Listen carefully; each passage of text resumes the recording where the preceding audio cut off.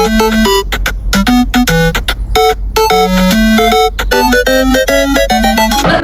kami dari kelompok 1, nama saya Aditya Awalia, saya sebagai narasumber 1. Perkenalkan, nama saya Baik Alsara, saya di sini sebagai narasumber 2.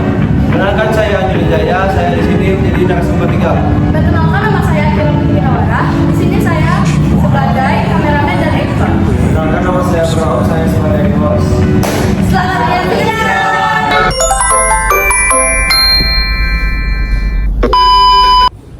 Baiklah, halo teman-teman, di sini saya akan memberikan 2 soal kepada saudara Anin, yang dimana soalnya adalah jelaskan mengapa kegiatan gotong royong mencerminkan nilai-nilai Pancasila. Sebutkan sila-sila yang berkaitan. Oke, jadi gotong royong ini mencerminkan nilai-nilai Pancasila karena dia dilakukan bersama-sama, menghargai sesama, dan mengutamakan kepentingan bersama di atas kepentingan pribadi. Nah, gotong royong ini mencakup dengan beberapa sila. Yang pertama ada sila kedua, karena dia mencerminkan kepedulian. Sila ketiga, karena dia mencerminkan persatuan. Dan sila kelima, karena dia mencerminkan setiap orang itu bekerja sama dan bertanggung jawab untuk mencapai kesejahteraan bersama. Seperti itu. Oke, terima kasih untuk saudara Anin telah menjawab soal pertama. Kita akan lanjut ke soal kedua.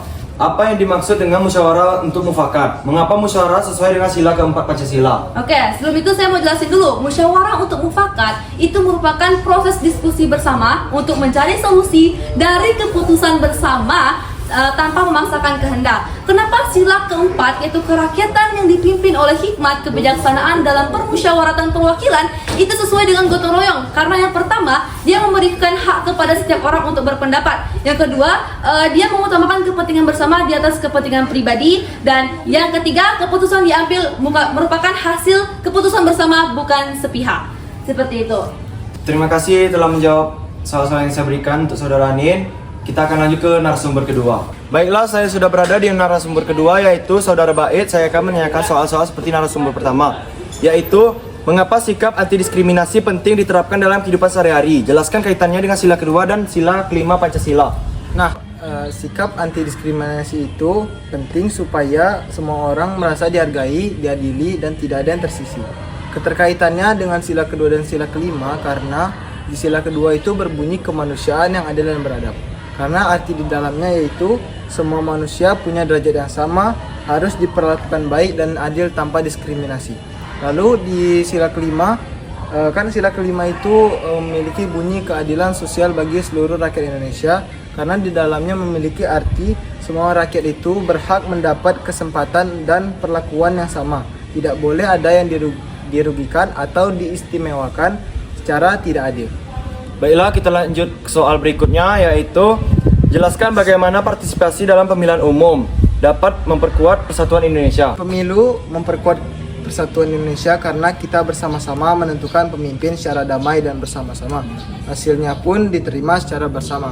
Jadi tidak ada rasa tidak puas yang memicu perpecahan. Baiklah, terima kasih untuk saudara Bait telah menjawab soal-soal yang saya berikan. Baiklah, kita akan lanjut ke narasumber ketiga. Baiklah, kita sudah ke narasumber ketiga, yaitu saudara Andri. Saya akan memberikan 2 soal juga seperti narasumber kedua. Menurut Yudi Latif, mengapa gotong royong disebut sebagai intisari Pancasila? Jelaskan dengan bahasamu sendiri. Karena menurut Yudi Latif, gotong royong ini adalah inti dari Pancasila yang mengajarkan kebersamaan. Selanjutnya, berikan masing-masing satu contoh penerapan nilai Pancasila berikut dalam kehidupan sehari-hari. Untuk sila kedua, membantu teman yang lagi kesulitan. Sila ketiga itu ikut untuk kerja bakti. Dan sila keempat, bermusyawarah untuk mengambil keputusan. Dan sila kelima, adil untuk semua teman. Baiklah, terima kasih kepada saudara Andri dan terima kasih telah menyaksikan ini sampai akhir. Baiklah, di sini saya akan menjelaskan simpulan. Berdasarkan dari materi tersebut, dapat disimpulkan bahwa nilai-nilai Pancasila saling berkaitan dan harus diterapkan dalam kehidupan sehari-hari. Bahwa seperti kegiatan gotong royong, musyawarah untuk mufakat, dan anti diskriminasi. Dan partisipasi dalam pemilu merupakan contoh nyata pengalaman Pancasila. Dengan menerapkan nilai-nilai tersebut, masyarakat dapat mewujudkan kehidupan yang rukun, adil, menghargai perbedaan, memperkuat persatuan, serta menciptakan keadilan sosial bagi seluruh rakyat Indonesia. Keterkaitan antar sila Pancasila menunjukkan bahwa setiap sila tidak berdiri sendiri. melainkan saling berhubungan dan saling melengkapi. Kelima sila membentuk satu kesatuan yang menjadi dasar kehidupan berbangsa dan bernegara. 1. Hubungan antar sila Pancasila. Sila pertama menjadi fondasi moral yang menjiwai seluruh sila. Sila kedua menjadi aspek kemanusiaan untuk landasan persatuan. Sila ketiga, wadah persatuan untuk menjaga stabilitas negara. Sila keempat, cara bermusyawarah dalam mengambil keputusan.